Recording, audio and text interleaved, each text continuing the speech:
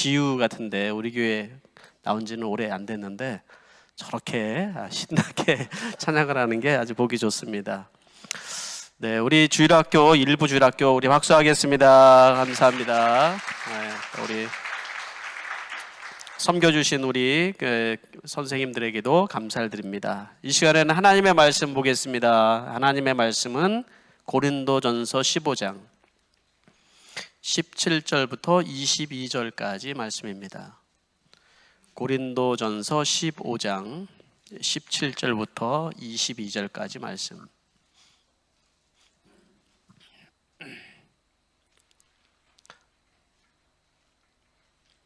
다 찾으신 줄 알고 제가 한 절 여러분들이 한 절 그렇게 교독을 하도록 하겠습니다. 17절 제가 먼저 읽겠습니다.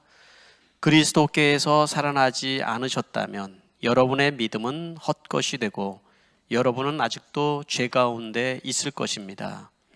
그리고 그리스도 안에 잠든 사람들도 멸망했을 것입니다. 그리스도 안에서 우리가 바라는 것이 이 세상에만 해당되는 것이라면 우리는 모든 사람 가운데 가장 불쌍한 사람일 것입니다. 그러나 이제 그리스도께서는 죽은 사람들 가운데서 살아나셔서 잠든 사람들의 첫 열매가 되셨습니다. 한 사람으로 말미암아 죽음이 들어왔으니 또한 한 사람으로 말미암아 죽은 사람의 부활도 옵니다. 아담 안에서 모든 사람이 죽은 것과 같이 그리스도 안에서 모든 사람이 살아나게 될 것입니다. 아멘. 아멘. 네, 잠시 기도하겠습니다. 할렐루야. 하나님 아버지, 오늘 부활의 아침을 우리에게 허락하여 주시니 참으로 감사를 드립니다. 부활주일 하나님 우리 안에서 기쁨이 회복되게 해주시고 진정한 소망이 무엇인지 회복되게 해주시옵소서. 세상을 바라보면 모든 것이 다 무덤 같고 죽을 것 같고 어둠이지만은 예수 그리스도 안에서 우리가 참 소망이 있음을 알고 참된 빛이 있음을 고백합니다. 이 시간도도 말씀이신 주님의 음성을 우리가 듣기를 원합니다. 말씀을 들을 때 나에게 하시는 그 말씀으로 나에게 주시는 하나님의 음성으로 들려지는 축복이 있게 해주시고 말씀을 통하여서 우리의 삶이 부활하신 예수 그리스도와 함께 동행하는 축복의 삶이 되게 해주시옵소서. 예수님의 이름으로 기도합니다. 아멘. 네, 이 시간 저는 여러분과 함께 부활 다시 살아나는 삶이라는 제목을 가지고 같이 말씀을 나누려고 합니다. 2주 동안 여러분 특별 새벽 기도를 하시느라고 여러분 어떠셨나요? 네, 많은 은혜가 여러분들에게 또 있었는 줄 믿습니다. 새벽부터 우리 많은 분들이 본당이 꽉 찰 정도로 나오셔서 기도를 했는데 이제까지 또 우리가 기도회를 계속 해왔지만 이번은 유난히 더 간절했던 것 같은 생각이 듭니다. 아마도 기도 제목이 기도 우리 전체 주제가 살리는 기도였기 때문에 살고 싶어서 그러지 않았을까요? 네. 예, 하나님께서 우리를 살려주시고 여러분 가정을 살려주시고 또 여러분의 삶을 또 살려주셔서 축복하여 주신 줄 믿습니다. 이렇게 이제 부활주일을 우리가 맞이하니까 부활주일 참 좋지 않습니까? 부활주일이 뭐죠? 부활했다는 것이 뭐죠?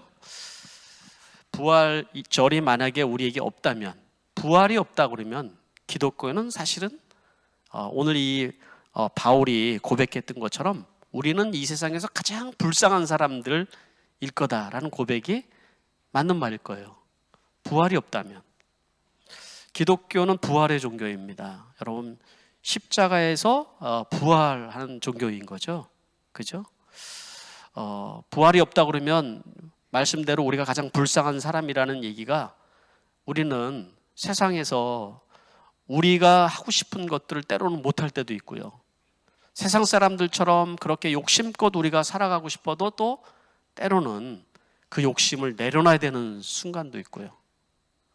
또 내가 좀 이기고 싶어도 져야 되는 순간들도 있고요. 그러니까 이렇게 살다 보면 이렇게 살다 보면 내 인생은 완전히 망가지는 거 아니야? 이런 느낌 들 때도 있습니다. 그렇지만 우리가 부활이라는 것이 있기 때문에 여러분 우리는 소망이 있는 거죠. 네. 부활주일날 여러분 얼마나 놀러 가기 좋습니까? 연휴인데. 그래도 이렇게 주일날 예배에 나올 수 있는 여러분들, 부활이 없다면 이게 얼마나 손해입니까, 여러분? 그렇죠? 그러나 부활이 있기 때문에 우리는 이 자리에 하나님을 예배하는 것입니다. 부활은 굉장히 여러분 복잡할 그런 이론적인 게 아니에요. 성경에서 부활에 대해서 얘기할 때 두 가지를 먼저 기억을 하고 우리가 시작할 텐데, 첫 번째는 부활은 역사적인 사실이라는 거예요. 부활은 성경에서 우리에게 믿을 만한 증거로 부활을 주셨다, 이렇게 말씀했거든요. 하나님이 어디 있어? 하나님을 보여줘봐. 아니, 나는 하나님이 잘 안 믿어지는데요? 이러는 분들이 많이 계시죠. 근데 성경은 우리에게 믿을 만한 증거로 부활을 주셨다, 이렇게 얘기하고 있거든요. 역사적인 증거로 부활이었고, 그리고 여러분 많은 사람들에게 부활하신 예수님이 나타나서 그 증거를 보여주셨고, 또 오늘 이 편지를 쓰고 있는 바울도 나 같은 사람에게도 부활하신 예수님이 나타나셔서 보여주셨다, 고백을 하고 있는 거예요.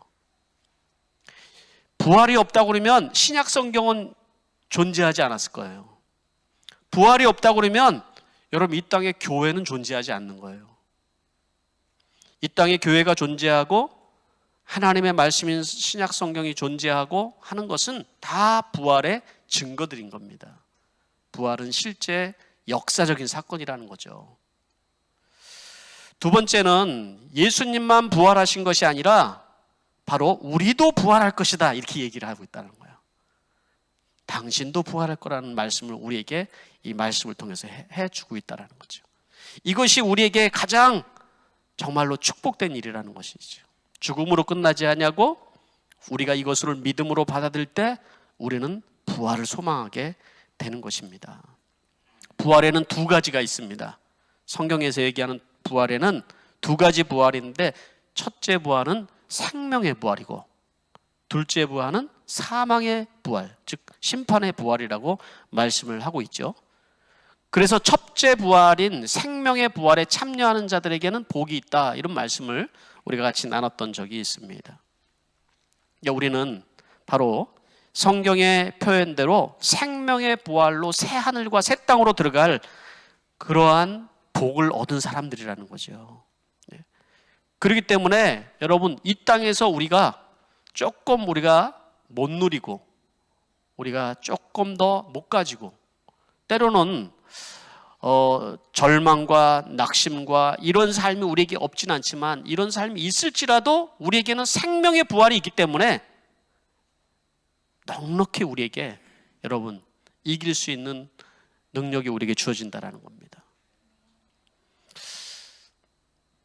그렇지만 여러분 사망의 부활에 들어가는 사람들은 어떻다고 얘기했습니까? 이 세상에서 좀 성공하고 출세도 좀 하고 힘도 좀 가지고 그렇게 살아가서 정말 부럽게 살아가고 있는데, 그러나 그게 전부가 아니라고 얘기를 해주는 거나 그런 말씀인 거죠. 그게 전부가 아니다. 그게 사망의 부활에 들어가는 것이 얼마나 그것이 정말로 우리가 그 불행한 인생인지를 얘기를 해주고 있다는 것입니다. 자, 이렇게 부활에는 생명의 부활과 사망의 부활, 두 가지의 부활이 있는데, 오늘 생명의 부활, 바로 우리가 들어가야 될, 믿는 자들에게 들어가야 될 이 생명의 부활에는 5가지 회복으로 살아난다고 말씀을 하고 있습니다. 그래서 그 5가지를 여러분과 같이 이 시간에 잠시 나누려고 하는데, 첫 번째는 생명으로 살아난다는 겁니다. 한번 따라하겠습니다. 생명으로 살아남. 생명으로 살아난다는 거예요.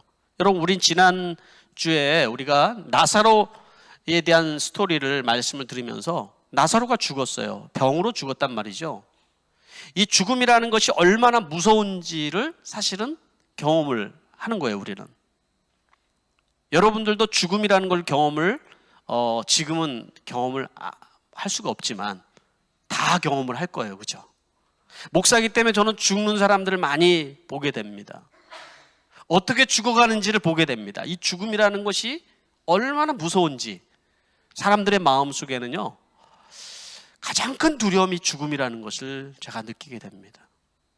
어떻게 해서든지 죽지 않고 살고 싶은 마음이 있는데요, 사람은 다 죽는다라는 거예요. 그 죽음 뒤에 아무 대비를 하지 않고 살아가는 사람들도 너무 많이 있다라는 거예요. 죽음에 대해서 자유로운 사람이 아무도 없습니다. 그래서 누군가가 죽었을 때 자기 자신뿐만 아니라 많은 사람들이 이 죽음으로 인하여서 삶이 무너지고 그리고 모든 것이 다 무너지는 경험을 하는 경우도 있습니다. 그렇지만 여러분, 부활을 믿는 우리들에게는 죽음이 생명으로 회복된다는 말씀을 우리에게 해주고 있다는 거예요. 죽음으로 끝나는 것이 아니라 생명으로 우리에게 회복된다. 그래서 예수님께서 바로 그 마리아와 마르다에게 얘기했죠. 나는 부활이요 생명이, 나를 믿는 자는 죽어도 살겠고 살아서 나를 믿는 자는 영원히 죽지 아니할 것이다. 내가 이것을 믿느냐? 말씀했어요. 여러분, 그게 믿어지십니까? 여러분, 믿어지는 게 축복이라니까요. 내가 죽지 않는구나, 죽는 게 끝이 아니구나, 이게 믿어지는 게 여러분 축복인 것입니다. 우리는 죽지 않는다는 거예요. 두 번째는 생명으로 살아나는 것뿐만 아니라 아름다움으로 살아난다는 거예요. 아름다움으로. 요한계시록 21장에 보면은 여러분, 새하늘과 새 땅에, 이제 우리 요한계시록을 계속 또 이제 공부를 하겠지만은 새하늘과 새 땅으로 들어가면서 바로 성도들을 어떻게 표현하냐면 바로 마치 신부가 남편을 위하여서 단장한 것 같다, 이렇게 표현을 했어요. 예. 가장 아름다울 때가 언제예요? 여러분, 우리가 신부, 우리의 일생 중에서 가장 아름다울 때가 신부죠. 또 신랑, 그 나이가 가장 아름답지 않습니까? 마치 그렇다라는 거예요. 그냥 살아나는 것이 아니라 가장 아름다운 모습으로 살아난다는 거예요. 아름다운 모습으로. 여자들은 어떻게 해서든지 아름답게 보이려고 정말 화장도 하고 옷도 예쁘게 입고, 하지만 나이가 들어가면서 화장도 필요 없고 예쁜 옷도 필요 없을 때가 오죠, 결국은. 네. 그게 우리 인생이잖아요. 근데 우리 외모적인 것만 얘기하는 것이 아니라 우리의 생각이나 마음이나 행동도 다 마찬가지라는 거예요. 우리의 연약함, 이 모든 것이 아름답게 하나님께서 회복해 주신다. 하나님이 원래 창조하셨던 그 하나님의 형상대로 우리를 창조해 주신다, 이 말씀을 하고 있는 거예요. 세 번째는 완전함으로 우리를 다시 살아나게 해 주신다라는 겁니다. 죄로 인하여서 타락한 이 세상 속에 우리가 살아가고 있다 보니까 모든 것이 다 불완전합니다. 내 마음대로 다 안 될 때도 있습니다. 그래서 실패가 오고 좌절이 오고, 그리고 우리의 몸은 질병이 오고, 그리고 장애를 가지고 있는 사람들도 있고, 그러다 보니까 여러분 눈물도 있고, 그리고 애통함도 우리 안에 있게 되는 것이죠. 그게 우리 삶이라는 거죠. 그렇지만 여러분, 우리가 다시 살아날 때 그때는 하나님께서 우리를 완벽하게 완전함으로 우리를 회복시켜 준다라고 말씀하는 거예요. 하나님의 형상대로 회복시켜 준다고 말씀하는 것입니다. 네 번째로는 영광스러움으로 살아난다라고 말씀하고 있어요. 영광스러움으로. 이 영광스럽다라는 표현이 사실은 우리가 이해하기가 좀 쉽지가 않습니다. 영광이라는 말이. 고린도전서 15장, 오늘 읽은 이 본문 말씀은 15장 전체가 다 부활절이라고 얘기를 하는 거예요. 부활장이라고 얘기를 하죠. 부활장. 그 말씀이 전체가 다 부활에 대한 말씀인데 15장 40절 말씀 보면은 하늘에 속한 몸도 있고 땅에 속한 몸도 있습니다. 하늘에 속한 몸들의 영광과 땅에 속한 영광이 저마다 다릅니다, 이렇게 표현을 했어요. 그러니까 하늘에 속한 몸이 있고 땅에 속한 몸이 있다, 그렇게 표현을 했거든요. 예. 우리는 어디에 속한 몸인 거예요? 우리는 하늘에 속한 몸이라는 거죠. 하늘에 속한. 그 영광스러움을 우리가 사실은 아직은 알 수 모르지만 말로 표현할 수 없다는 거예요. 그래서 이 말씀을 쓰기 전에 바울은 우리가 좀 이해하기 편하게 씨앗을 가지고 얘기를 했어요. 어떻게 얘기를 했냐면, 씨앗이 보기에는 조그맣고 까무잡잡하고 별 볼 일 없단 말이죠. 그런데 이 씨앗을 땅에다 심으면 이 씨앗이 싹이 나고, 그리고 자라고 꽃이 피고, 나중에는 열매가 무럭무럭 열려지는 아름다움으로, 영광스러움으로 세워주는 것처럼 우리의 몸도 그렇다. 또 애벌레가 꼬물꼬물 기어다니고 있으면은 그걸 보고 아우 징그러라고 우리는 얘기를 하는데, 그 애벌레가 이제 물속에서 기어 나와서 번데기가 되고, 그리고 거기에서 나비가 돼서 날아갈 때 그것을 아름답다고 우리 표현을 하는 거죠. 그죠? 애벌레나 그리고 나비는 동일한 생명을 가지고 있지만 완전히 다른 모습이잖아요. 그런 것처럼 우리의 부활도 그렇다라고 설명을 해주고 있는 겁니다. 우리의 부활도. 그러니까 이 세상 모든 것에는 하나님의 그 부활에 대한 코드가 있어요. 근데 그 영광이 각각 다르다라는 거죠. 사람에게 주어진 그 부활의 영광이 각각 다르다는 거예요. 여러분의 그 영광스러운 그 모습을 여러분 기대할 수 있게 되길 바랍니다. 네? 나는 보니까 나는 좀 이렇게 저를 봐도 여러분 눈도 조그맣고 키도 조그맣고, 제가 늘 항상 위로를 받는 거는 휴스턴 서울교회 이수감 목사님보다 좀 크다는 거. 네? 제가 위로를 받죠. 그렇게 훌륭한 목사님이 저보다 작아요. 나름대로 이게 여러분 살다 보면 우리의 몸에 우리 몸 때문에 상처를 받기도 하고, 그리고 우리가 살아가다는 어떤 실패와 좌절과 깨어짐과 이런 것 때문에 우리의 마음이 많이 상하고, 내가 이렇게 살아서 뭐해? 라는 마음이 들 때도 있어요. 나도 내 자신이 싫어지는 때가 여러분 우리가 살다 보면 그런 때가 있지 않습니까? 내가 정말 아름다운 존재라는 것을 깨닫는 것도 정말 축복이거든요. 많은 사람들이 다 뭐 때문에 자살하고 뭐 때문에 죽을 것 같고 그런가요? 첫 번째는 자기 자신이 싫은 거예요. 자기 자신이. 왜 내가 이렇게 태어나서, 왜 나는 요 모양 요 꼴로 생겨가지고. 어린아이들도 똑같이 그런다니까요. 나는 왜 이렇게 태어나서 공부도 못하고요, 왜 나는 머리도 나쁘고, 왜 생긴 것도 요 모양이에요. 주일학교 우리 어린아이가 앞에서 막 신나게 그냥 그렇게 자기 어떤 이런 에너지를 발산하면서 찬양하는, 찬양이 안 되는 거죠. 우리는 말하자면 늘 주눅이 돼 있다니까요. 죄책감과 죄의 눌림과 깨어짐과 이런 걸로 다 우리는 눌려서 그렇게 살아간단 말이죠. 그러니까 하나님 앞에도 우리가 바르게 있어지지를 않는 거예요, 우리가. 그런데 하나님께서 우리를 영광스럽게 회복시켜 준다고요. 그러니까 옆에 있는 사람을 볼 때 이 현찬한 모습만 자꾸 보지 말고 아름답고 영광스러운 모습으로 하나님께서 세워줄 것을 우리가 그 눈으로 서로를 좀 바라봐야 돼요. 결혼 전에는 다 아름다워 보이지만 살다 보니까 다 안 좋은 게 더 많이 보이잖아요. 그러다 못 살잖아요. 우리는 하나님의 눈은 언제나 우리에게 최고의 영광스러움으로 우리를 바라보고 계시다라는 거예요. 얼마나 여러분 우리 하나님이 좋으십니까? 그런 하나님을 우리가 믿는다라는 것이지. 다섯 번째는요, 그런데 이 영광스러움이 영원하다라는 거예요. 잠깐이 아니라, 늙지 않는 몸, 피곤하지 않는 몸, 병든 몸이 아니라 영원히 아름다움과 영광스러움이 영원하다라는 것이 여러분 이 부활의 몸이라는 거예요. 부활이라는 거죠. 이런 축복을 우리가 누리고 산다는 것이 얼마나 기쁨입니까, 여러분? 이 세상에 있는 어떤 걸로 여러분 그걸 비교할 수 있겠습니까, 여러분? 이 세상에 아름다운 집을 건축해 놓고 그거보다 여러분 이 영광스러운 우리의 몸이 여러분 비교할 수 있겠습니까? 이 세상에 어떤 것으로 비교할 수 없다라고 말씀하고 있는 거예요. 그래서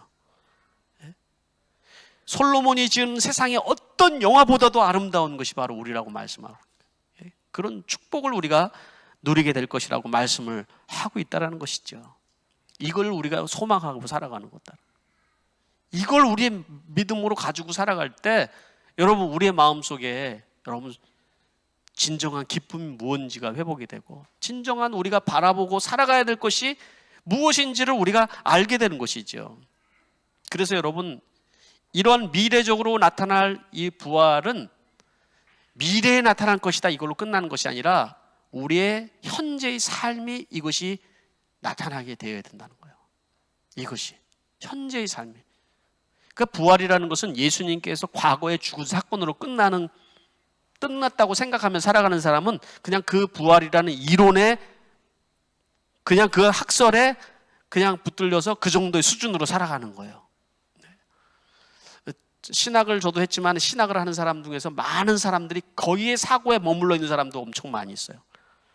신학을 공부하고 여러분 주의 종일 길을 간다고 다 영적으로 깨어지는 건 아니에요. 다. 두 번째, 여러분 현재, 이 과거, 이 미래적인 거, 영광, 이걸 바라보는 거예요. 이게 믿음이라고 그랬잖아요.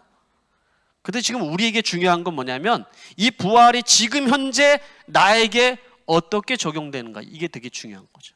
이 부활이 나의 지금 삶과 그래서 뭐가 어쨌다는 거예요. 네? 부활은, 이 부활의 생명은 현재 나의 삶에 여러분 나타난다라는 거예요. 나의 삶에. 이것을 믿고 살아갈 때 우리에게는 부활의 능력을 경험하면서 지금의 삶에 나타나게 된다라는 거예요. 여러분 요새 어떤 근심과 걱정 속에 살아가십니까? 사람들의 마음속에 두려움이 있고 죽음에 대한 공포가 있고 실패에 대한 염려가 있고 깨어짐에 대한 아픔이 있어요. 그죠? 그런 게 있습니다.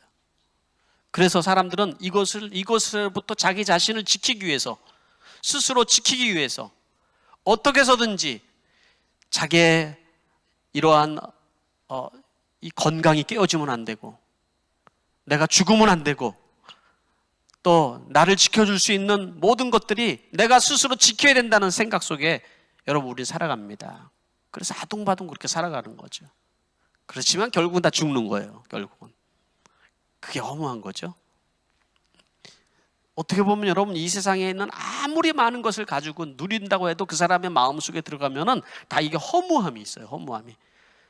하나님만 채워줄 수밖에 없는 그 허무함이 그 마음속에 자리 잡고 있다고요. 네. 그런데 여러분 바로 우리는 이 부활의 생명을 가진 우리들의 마음속에는 바로 여러분 삶으로 이것이 드러나고 진정한 기쁨과 소망이 무엇인지 우리 안에 깨달아진다는 거예요. 이것을 가장 잘 표현한 그 성경의 이야기가 바로 엠마오로 가는 제자들의 모습이에요. 엠마오로. 예수님께서 돌아가시고 아주 침울하고 침통하고 근심과 좌절에 가득하여서 엠마오라는 마을로 내려가네요. 자기 고향인 것 같죠. 내려가는 중이었어요. 그런데 서로 대화를 하는데 죽음의 대화를 하는 거예요. 예수님이 죽었어. 이제 우리 뭐하고 사냐? 이제 우린 큰일 났다. 뭘 먹고 살지? 이러다 죽으면 우리도 끝나는 거지. 이런 대화였을 거예요. 이렇게 다. 그죠? 근데 그 옆에 누가 같이 걸어가셨냐면 예수님이, 부활하신 예수님이 같이 동행하였다고 그랬어요. 성경에 누가복음 24장 15절에서 16절 보면 예수께서 가까이 가서 그들과 함께 걸으셨다. 그러나 그들은 눈이 가려져서 예수를 알아보지 못하였다 그랬어요. 어떻게 했다고요? 눈이 가려져서 예수님이 함께, 지금 부활하신 예수님이 옆에 걸어가고 있는데 알아보지 못했다라는 거예요.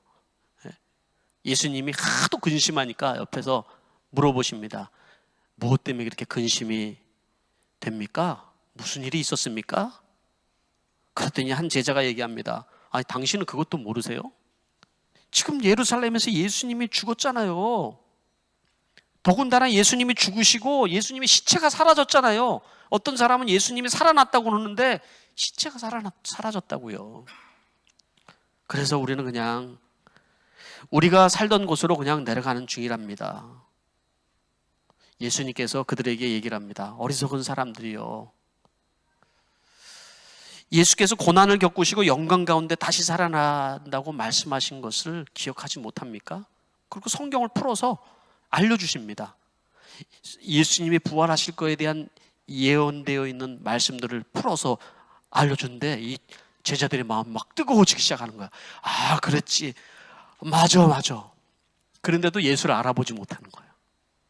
가슴은 뜨거운데 알아보지는 못하는 거야. 언제 알아봤어요? 식사하는 자리에서 예수님께서 축사하실 때 그들의 눈이 열려서 예수인 줄 알아봤다, 이렇게 말씀을 하고 있어요. 이게 우리하고 똑같아요. 사실은 우리에게 말씀하는 거예요. 주님이 지금 내 옆에 계시다는 것이, 우리는 부활하셔서 나와 함께 동행하여 주신다는 것이 우리는 모르고 살아가요.